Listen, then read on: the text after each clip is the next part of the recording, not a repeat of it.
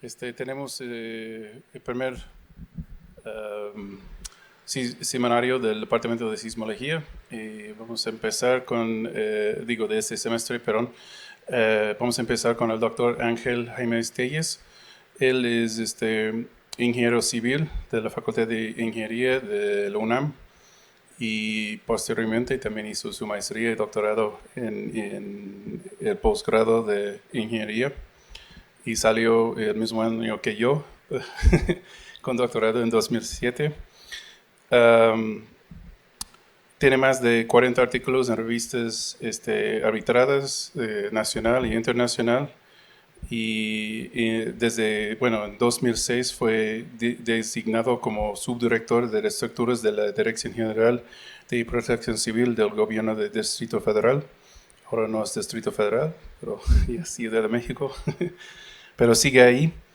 Además, desde hace unos años ya tiene su plaza aquí en la UNAM, en ingeniería, pero ha estado dando clases y desde 2007. Ajá.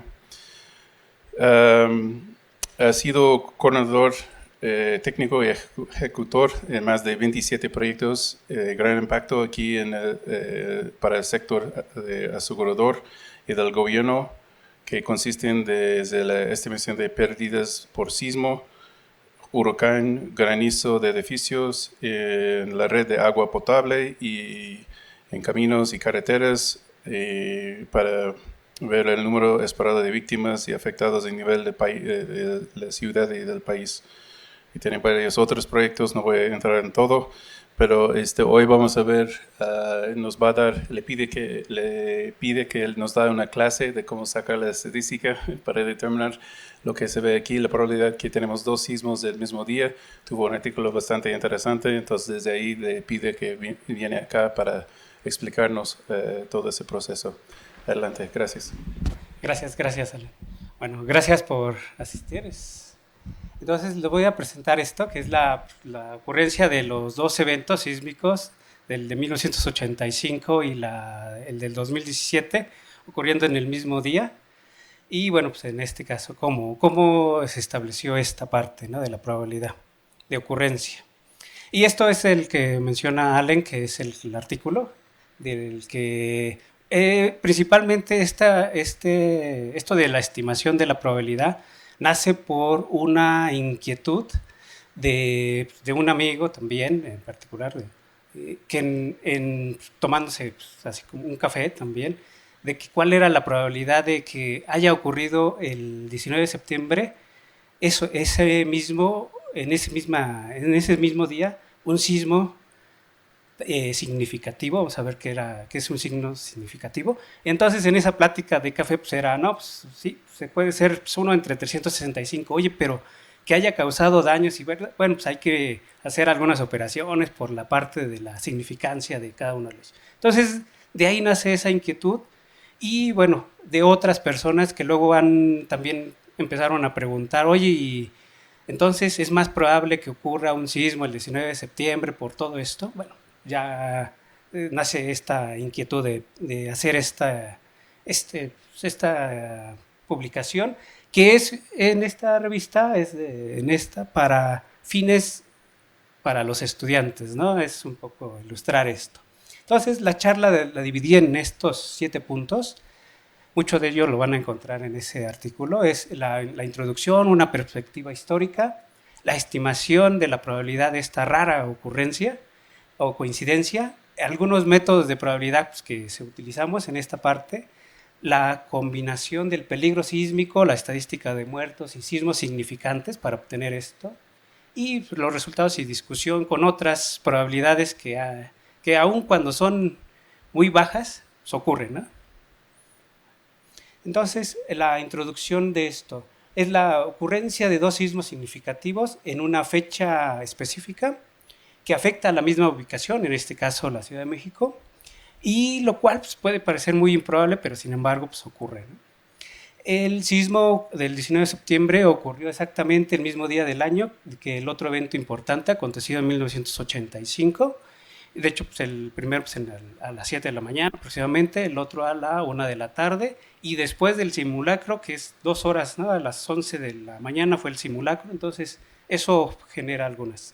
Y principalmente pues, es porque algunas personas ahora, algunas, no todas, creen que es más probable que ocurran sismos destructivos en la Ciudad de México el 19 de septiembre, lo cual vamos a ver pues, que es muy poco probable, ¿no? Entonces, el objetivo de la charla es mostrar que esta probabilidad extremadamente pequeña para apoyar esta hipótesis de la ocurrencia pues, de dos sismos devastadores pues, es muy baja, ¿no? Es extremadamente muy pequeña. Entonces, la perspectiva histórica. Fíjense, desde la Ciudad de México, algunas fechas. Por ejemplo, del caso de la Ciudad de México, es el 1325, cuando se funda lo que se conoce como la Ciudad de México, o sea, hace casi 693 años. Esas ventanas de tiempo con color azul que muestro ahí, luego las vamos a ir utilizando para poder hacer combinaciones de las probabilidades, ¿no? Hace 693. Luego, alguno de los primeros sismos mencionados en este libro de Gerardo Suárez, del doctor Gerardo Suárez, de Historia de los Sismos de México, al menos el de los que ocurrieron aquí y que ocurrió en la Ciudad de México, es el de 1455, en el cual está citado por algunos pueblos indígenas de la región hace 563 años, ¿no? Y luego viene lo que es 1521, Tenochtitlan fue devastada y tomado por los españoles hace 497, 98 años ya, y casi en 2 años más vamos a cumplir los 500 años. Y luego en 1910 el dictador mexicano Porfirio Díaz celebra el centenario de la Guerra de Independencia, aún sin saber pues, que al siguiente año pues, va a perder ya va a dejar de ser el dictador, y se inaugura pues, el primer observatorio sismológico en Tacubaya hace casi 108 años, ¿no? Luego viene en 1962, se instala el primer acelerómetro en la ciudad universitaria. Eso es casi también hace 56 años, es decir, tenemos información hace casi 56 años, ¿no? Luego el sismo del 85, hace 33 años, y luego el del 2017 de hace casi un año, ¿no? Un año y medio. Entonces esas ventanas de tiempo vamos a irlas utilizando también para las combinaciones luego en algunas cosas, dependiendo las funciones de distribución de probabilidad que utilicemos, ¿no? Entonces los voy a ir recordando, pero es un poco por qué tenemos esa parte, ¿no? De la historia.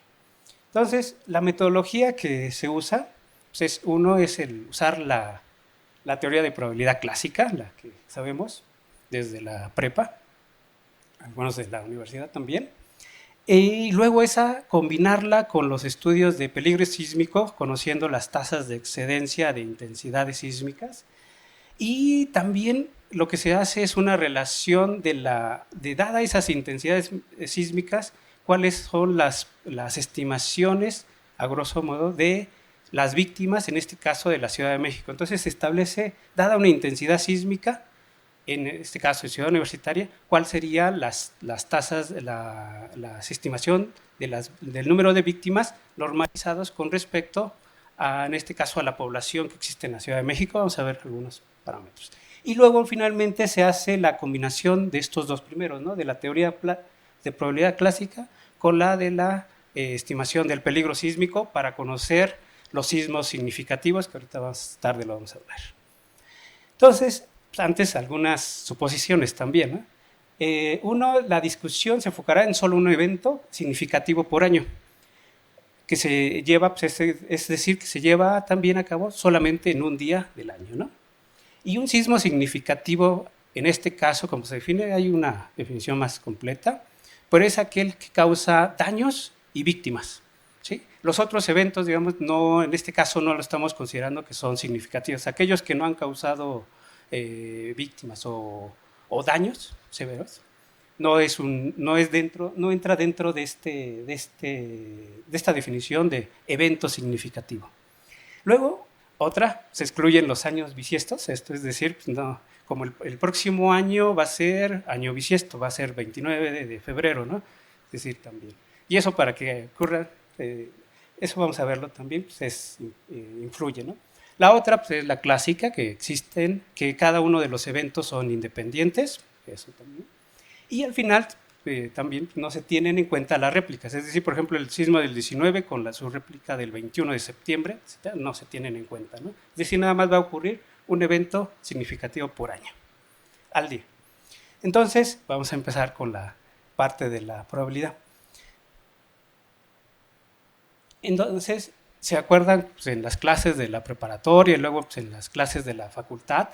Que en general pues, luego nos enseñaban la parte de la probabilidad clásica, pero siendo como lo que dicen algunos maestros, ¿no? Siendo casi aprendices de tahúres, ¿no? Nos enseñan pues, a tirar los dados o nos enseñan a las cartas y cuáles son las probabilidades para sacar las cartas, etc.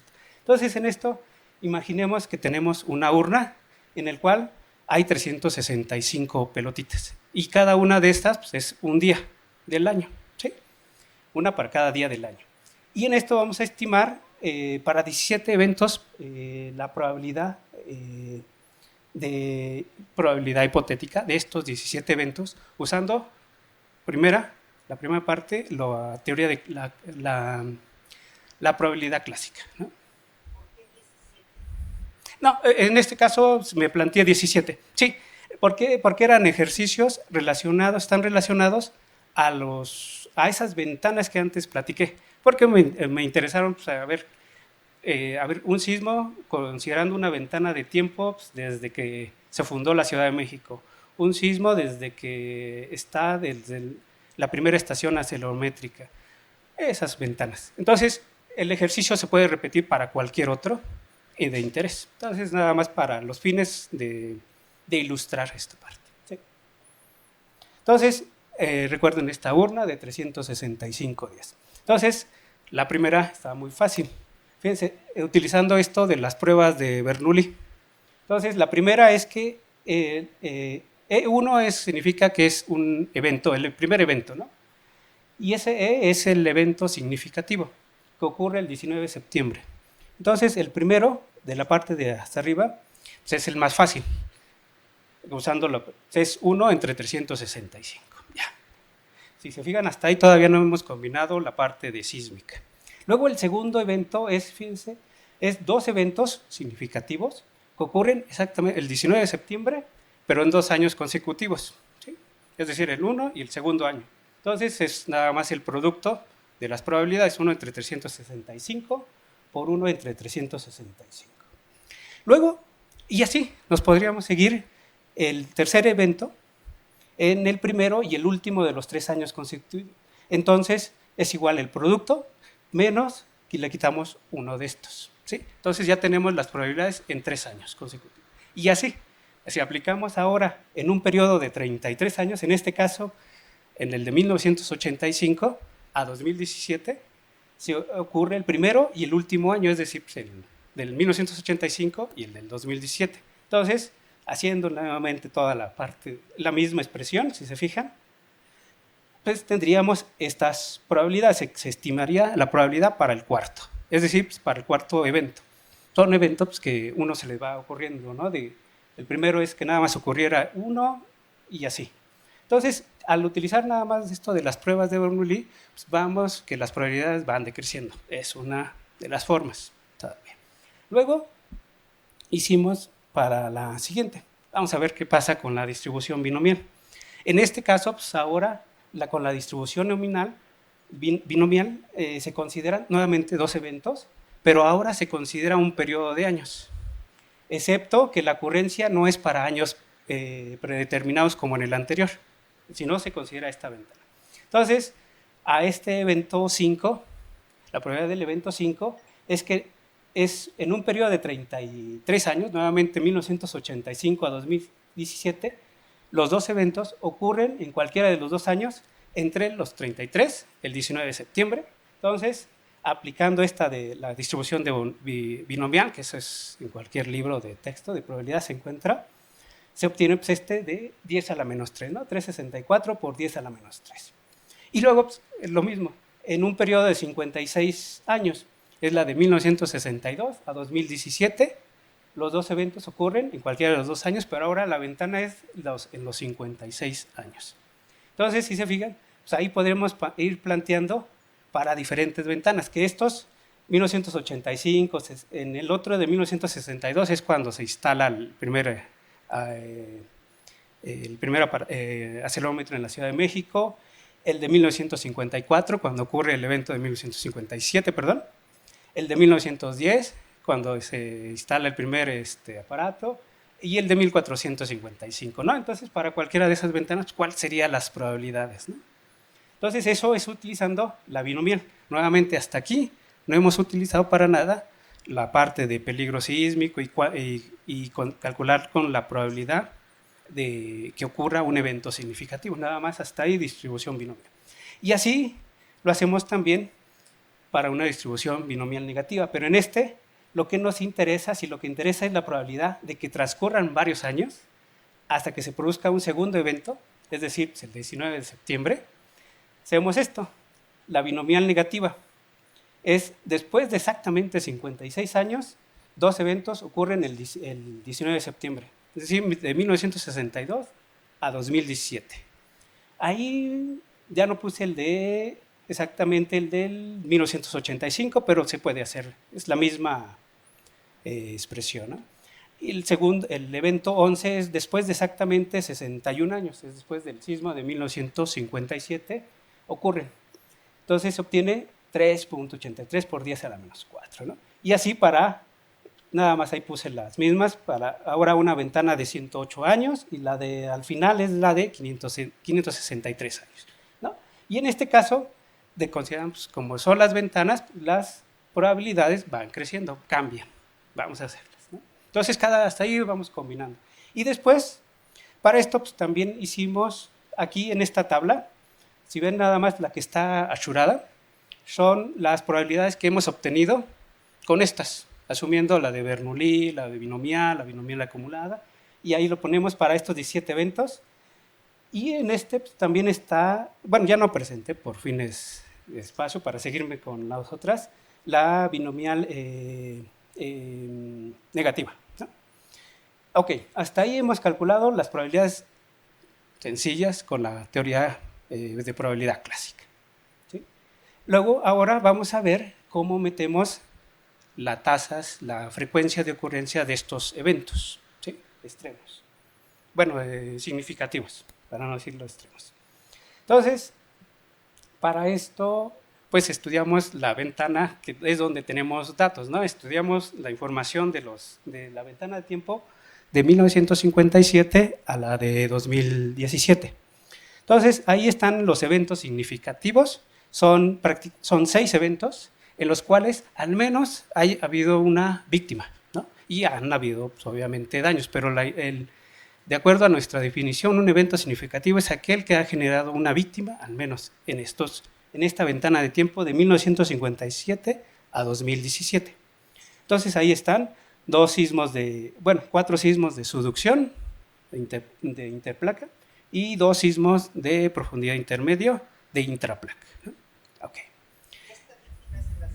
En la Ciudad de México, todo es que al menos una víctima haya ocurrido en la Ciudad de México, ¿no? En lo que es, no en los límites, ahora sí que un poquito el límite de la Ciudad de México, nada más. Distrito Federal solamente, ¿sí? Entonces han ocurrido ahí, al menos se ha reportado una víctima ante estos eventos sísmicos. Los demás no ha habido, sí ha habido daños, algunos, pero no son significativos para este propósito.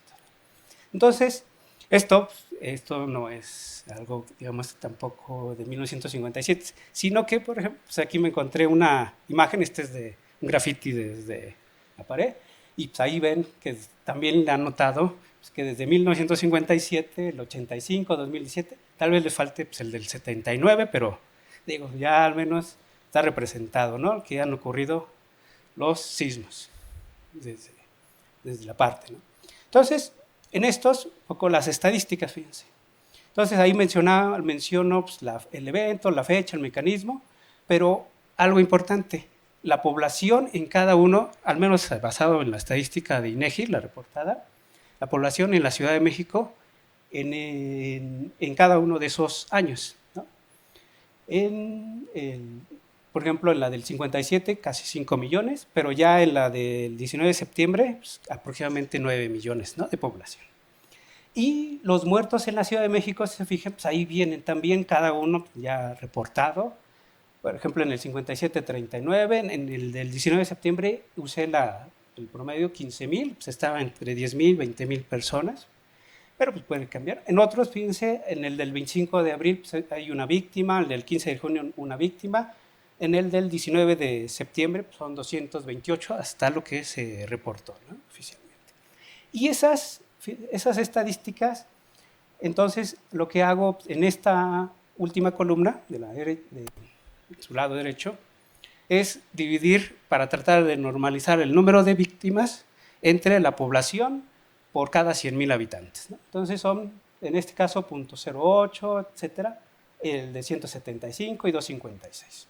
Esto pues ya también lo publicamos con mayor detalle cada una de estos y cómo están los datos. Aquí había alguna parte en la cual podría ser que también podríamos normalizar el número de víctimas con respecto al área construida, ¿no? Pero bueno, ahí era más complicado conseguir esa información de cuál era el área construida, que pues, estableceríamos una mejor correlación con los daños.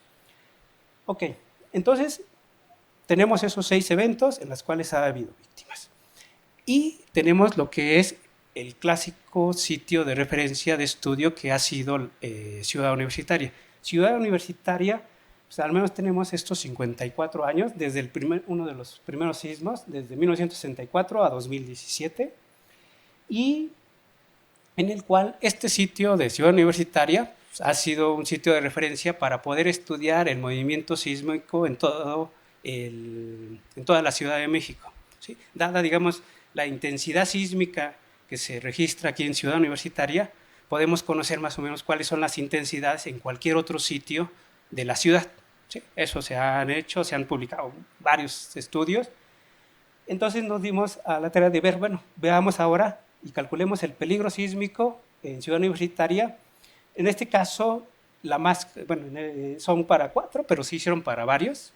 Fíjense la de la izquierda superior, es la tasa de excedencia de aceleraciones máximas del suelo, con la línea continua, que es utilizando para calcular el peligro sísmico en Ciudad Universitaria, utilizando la clásica ecuación del doctor Esteva, 1967, y la de Cornell, ¿no? Más conocida. Entonces ahí les pongo la ecuación nada más, pero estaba fácil, al final son sumatorias, y esa que es la línea continua con la cual se hace el cálculo del peligro sísmico, se compara con esos 54 años de observación la tasa de excedencia, que son los círculos. Entonces vemos que es adecuada, ¿no? Para la aceleración máxima del suelo. Y luego tenemos estas 3, ahorita asociadas a aceleraciones espectrales, que son un poco más relacionadas al comportamiento de las estructuras. La aceleración espectral para un periodo de 1 segundo, es decir, para estructuras aproximadamente, también es muy aproximada, de 10 pisos, la respuesta que sentiría una persona que estuviera en la azotea en una estructura de 10 pisos. En la otra, de t igual a 2, la aceleración espectral que sentiría la persona en un edificio de 20 pisos, y en la de t igual 3, de una de 30 pisos. Muy aproximado, realmente son es mucho más detallado, es otra cosa, pero nos da una idea de cuáles son. Entonces, si se fijan en las 4, pues tenemos una adecuada estimación de del peligro sísmico, definido como las tasas de excedencia de intensidades sísmicas para cualquiera de estas medidas de intensidad, ya sea la aceleración máxima del suelo o, por ejemplo, las 3 de aquí, sería para las aceleraciones espectrales, ¿no? Porque esas son las que se utilizan para el diseño. Ya no presenté aquí las tasas de excedencia, por ejemplo, otra donde es muy interesante verla es que tenemos información, pues es la de Secretaría de Comunicaciones y Transporte. Tienen una adecuada también estimación, dada una ley de atenuación, etcétera, y se estima el peligro de forma. Pero entonces utilizamos esto porque tenemos más información, ¿no? Entonces, con eso, fíjense, para el sitio de referencia en Ciudad Universitaria, pues estimamos el parámetro. Entonces, el primero pues si se fijan, son los mismos 6 eventos, del 1 al 6, del 57 al 2017, Y en la tercera columna está la aceleración máxima del suelo, ¿sí?, que se registró en cada una de ellas. Antes de seguir, en la que es el de 1957 todavía no tenemos el instrumento para medir, pero como era un evento importante, entonces lo que se utilizó fue estas ecuaciones de predicción del movimiento fuerte, dada la magnitud y la distancia del evento. En este caso, pues, utilicé una que ya había hecho del 2006 para estimar esas intensidades. Y entonces son los eventos del evento nada más del 1957, pero las otras son las que ha medido el aparato, ¿no? Entonces, en la primera columna está la aceleración máxima del suelo, la tercera es la aceleración máxima del suelo, la cuarta, la aceleración espectral en 1 segundo, la quinta, la de 2 segundos, y la última es para un periodo estructural de 3 segundos, ¿no? Pero se hizo para varios. Y entonces, fíjense, ya tenemos, por un lado, la estimación de las víctimas, ya les presenté, normalizadas por cada 100.000 habitantes, y en este caso las pseudoaceleraciones o aceleraciones espectrales. Entonces tratamos de establecer una correlación. Obviamente toda esta tiene su incertidumbre, así como las ecuaciones de predicción del movimiento tienen una incertidumbre, esta también tiene su incertidumbre, pero que vamos a verla, se puede tomar en cuenta la incertidumbre rigurosa como se hace en la ecuación de la estimación del peligro, ¿sí? Entonces, en esta nada más presento la de la aceleración espectral de 2 segundos. Si se fijan, en este caso, el coeficiente R al cuadrado es aproximadamente de 0.8. Eso, el coeficiente de correlación nos dará como de 0.9. Entonces, en la de aceleración máxima del suelo andaba de la correlación de 0.6. Entonces, preferimos hacer esta, ¿no? Y si fijan, ahí vienen todas las intensidades, y en el eje de las abscisas, las intensidades sísmicas, y en el eje de las ordenadas, la pérdida de vidas humanas por cada 100.000 habitantes, ¿sí? Y pues establecimos ahí la expresión, y pues hay una correlación. Y ahí, fíjense que aún estudiando las otras medidas de intensidad, por la parte del coeficiente de correlación alto, o el R al cuadrado, establecimos que la aceleración después de 30 Gals, era una medida de intensidad que lo que nos marcaba era el límite inferior para sismos significativos, ¿sí? Entonces establecimos ese límite que afectan a la Ciudad de México y que podrían causar daños y víctimas, ¿no? En este caso lo hicimos para esta medida de intensidad, es decir, para una intensidad a partir de 30 centímetros, de 30 Gales, es el límite inferior para que se genere un evento significativo, es decir, que genere pérdidas de vidas humanas, ¿no? Ese fue nuestro umbral límite inferior. Y ya de ahí puede ser mayor, ¿no? Entonces, un poco para ver qué tan adecuada era esta correlación, si hicimos, ¿se acuerdan de las tasas de excedencia de peligro? Pues ahora estimamos las tasas de excedencia de víctimas. Entonces, nuevamente el empírico son las que son los círculos, y el analítico pues, es la ecuación modificada, en el cual se muestran las tasas de excedencia, digamos en valor absoluto, las tasas de excedencia de intensidades, y el otro sería la probabilidad de excedencia de las víctimas dado un umbral de B, dada la intensidad. En este caso, la aceleración máxima. Y aquí, nuevamente, pues ahora tenemos la ventana de 61 años, y pues ahí dijimos, estamos dentro de los parámetros, ¿no? Y también de los datos que teníamos, dijimos, está bien. Entonces, establecimos que la aceleración, en este caso de 30 en un periodo de 2 segundos, era adecuada para los fines.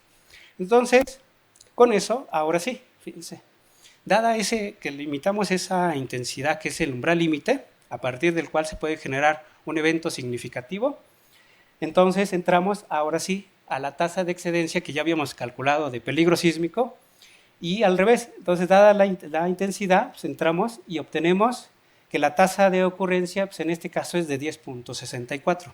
El inverso de eso, considerando en este caso pues una distribución geométrica, nos da que hay una probabilidad para que ocurra un evento significativo de 0.094 al año. ¿Sí? Son todas anuales. Entonces, con esta, pues ahora sí, empezamos y recalculamos todo, ¿no? Pero modificamos. Entonces, nuevamente recalculamos y modificamos las pruebas de Bernoulli. Fíjense, la del evento, el primero, pues ahora lo multiplicamos por 1 entre 1064, que era esa probabilidad. Y se van actualizando. Entonces, la de 2 eventos, ahí vienen cada una, cómo se va modificando. Cambiamos, por ejemplo, en el evento 3, pues esa parte donde está rayado, ese era el valor anterior, ahora lo modificamos. Y recalculamos ahora esas distribuciones digamos, de la probabilidad clásica por la probabilidad de ocurrencia de ese evento significativo que mencionamos. Y lo hacemos para las pruebas de Bernoulli, pero también para la de distribución binomial, ¿sí? En este caso, nuevamente se consideran 2 eventos y el periodo de los años. Ahí están los mismos, se hacen las mismas operaciones, así están. Hago nada más las dos de los 2 primeros eventos, pero lo demás exactamente lo mismo. Y para la distribución binomial, cómo se van modificando por el peso de esa probabilidad de ocurrencia del evento significativo. Ok, entonces, hasta ahí pues, calculamos con eso la segunda columna, ¿no? Las probabilidades, la primera es la de la clásica, la segunda ya es con el peso. En la tercera columna de donde está, entonces nada más para establecer pues, qué relación había entre una y otra, y ahí está. Y luego viene, fíjense, vamos a ver cómo hacemos la de la cuarta columna, ¿no? La cuarta columna es porque se entra la distribución, pues, al menos de las que se utilizan un poco más, ¿no? La de Poisson. Entonces aquí, pues ahí presento la ecuación de Poisson, pero ahora si usamos pues, la tasa de excedencia, pues la lambda pues, ahora es 0.094, la t de la ecuación es 1 año y la x pues, es 1 año, ¿no? Y la probabilidad, pues entonces ahora la probabilidad calculándola con la distribución de Poisson, ya no nos sale esa de 1 entre 10 a la 10.64, sino nos sale 0.088. ¿Sí? Y ahora pues, lo único que hacemos es, en lugar de usamos 0.0088 en lugar de 0.094 para recalcular todo lo que hicimos en la primera vez. Entonces, aquí nuevamente presento esto, pero un poquito recuerden, para los estudiantes algunas veces pues, para que puedan repetir los cálculos, etcétera, y al menos ya sí lo repetí con otro estudiante y sí, ¿no? Todo estaba bien. Entonces recalculamos todo esto, pero ahora con esta probabilidad de 0.088, que pues, es la de la frecuencia de ese evento significativo para la de Bernoulli, para la binomial y así para cada una de estas distribuciones. Y pues, aquí está es la quinta columna, ¿no? Entonces así van saliendo para cada uno pues, esa tablita que está ahí, ¿no?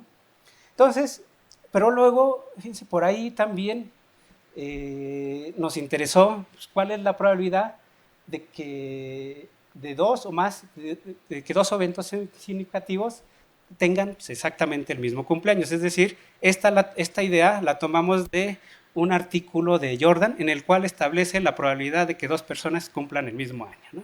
Entonces, pues dije, pues vamos a ver cómo estamos con este. Entonces ahí presento la expresión y donde pues, fíjense, R en esta expresión que está hasta aquí, pues es el número de sismos en el subconjunto. En este caso pueden ser, para nuestro interés, pues, el subconjunto pueden ser 3 eventos significativos, 2017, 85, el 57 y así, ¿no? Entonces, pues ahí pongo el cálculo para una de 3 eventos de un subconjunto que ya causaron daños y muertes en la Ciudad de México. Entonces, la probabilidad del cumpleaños, fíjense, ahí ya se involucra el periodo de retorno. Entonces, en este caso son pues, el valor 7.72 por 10 a la menos 4, ¿no? 10 a la menos 4. O el de 6 eventos, ¿no? Toda la muestra de un subconjunto que ya causaron también las muertes y los daños. Entonces ahí están esas dos probabilidades que metimos, ¿no? Una de 3 y otra de 6, en el cual, en este caso, el sismo del 19 de septiembre cumple años, ¿no? Así. Y finalmente, fíjense, pues lo comparamos contra lo que hay, ¿no? También, pues, a ver, estas son muy altas, muy bajas, ¿qué nos dicen, no? Entonces, bueno, ahí todas esas probabilidades de esa tablita que veíamos, pues las metimos, ¿no? Estos son los 23 eventos, estarían los 17 y luego viene lo de los cumpleaños, etc. En el eje de las abscisas son los eventos y en el eje de las ordenadas la probabilidad de cada una. Entonces, fíjense, pues la probabilidad puede ser la de que un meteorito de 2 kilómetros caiga y colisione con la Tierra, ¿no? Ahí viene, también está documentado. O la probabilidad de que el corazón, pues, en lugar de estar del lado izquierdo, pues esté del lado derecho, ¿no? También, entonces ahí está. Y luego pues, la otra, también la clásica, la probabilidad de que uno gane pues, la lotería, ¿no? O la otra es también la probabilidad pues, que en este caso uno sufra un ataque de un tiburón, ¿sí? Pero pues en este caso la del pajarito pues, ya es mucho más alta, ¿no? Esa debe ser otra. Entonces ahí están todas. Y la de los cuadrados son las probabilidades de los cumpleaños que platicamos. Si se fijan, pues estamos del orden, ¿no? Entonces la probabilidad son es tan baja, pero que sin embargo ocurre, ¿no? Ocurre, puede ser que personas nazcan pues, con corazones del otro lado, digamos, girado. La probabilidad pues, que una persona gane la lotería, hay probabilidades de que los ataque un tiburón y también pues, está la probabilidad de que ocurra un sismo el mismo día, ¿no? Entonces, con todo esto, se concluye que las probabilidades de dos sismos significativos impacten el mismo sitio en diferentes años, en el mismo día, son muy bajas, eso lo sabíamos, pero queríamos pues, verlo contra otros, ¿no?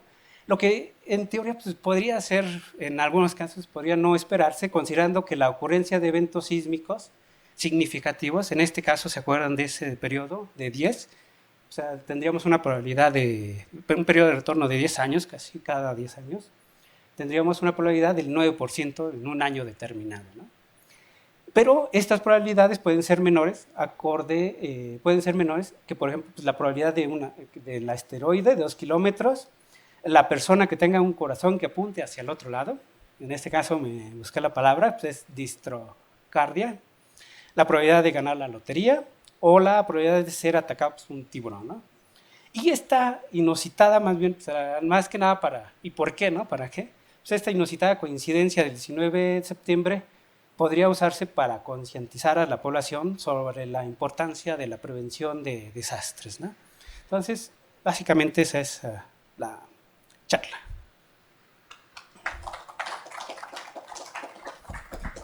Sí, sí. Bueno, muchas gracias, muy interesante. ¿Hay preguntas? Tienen que usar esto, estamos grabando. Gracias. Solo una duda rápida. ¿No sabes qué tanto varía? Supongo que varía poco, pero si realmente consideras los años bisiestos a partir de los 6 eventos, porque digamos en ese periodo de 60 años pues hay bastantes años bisiestos, ¿no? O sea, no sé qué tanto variaría, porque es considerable, o sea, aumentar un día a la probabilidad cada 4 años. No, fíjate, no tengo el número, pero no sabría, pero sí. Pero en un periodo de 50 años, bueno, un periodo de 50 años a lo mejor ya podría ser algo considerable. Un poquito más. Digo, a lo mejor no variaría el orden de -3, -2, ¿no? Uh-huh. Pero a lo mejor... mejor pues, sí. No tengo el número, ¿no? Bueno. Gracias. Sí. Gracias. El único dato curioso es que el año bisiesto creo que se divide entre 4, ¿no? Y siempre, que es divisible entre 4. 2000, sí. Pero del otro no lo hicimos, ¿eh? Sí. ¿Otra pregunta? Bueno, yo tengo una pregunta, ya que te voy a mandar todas las noticias este próximo septiembre, sí. que van a querer preguntar cuál es la probabilidad tienes 17, bueno, más de 17 ejemplos. ¿Cuáles vas a decir? En este caso, digamos que sería dependiendo qué es lo que quiera, ¿no? De qué evento. Si es el cumpleaños, serían estas de 10 a la menos 2, 10 a la bueno, 10 a la menos 3. Y si es esta de Bernoulli, pues 10 a la menos 7, ¿no? Sí, estaríamos en estas partes, 10 a la menos 7. Okay. Sí. Pero ellos van a estar contentos, no van a estar contentos con este valor, ¿no? Van a querer que está relacionado con la lotería.